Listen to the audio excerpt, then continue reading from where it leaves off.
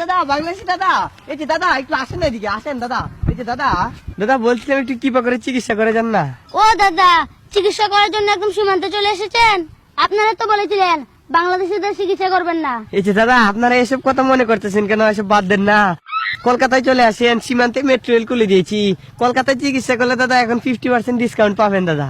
Discount দেন আর যা দেন, আমরা চিকিৎসা করব না, আগে কমা চাইতে হবে।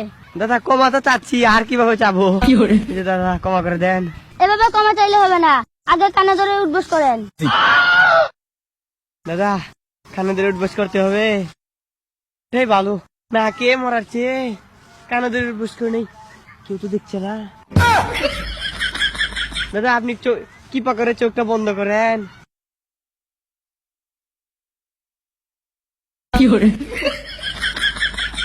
এক, দুই, তিন, এবার হয়েছে দাদা, চলে আসেন।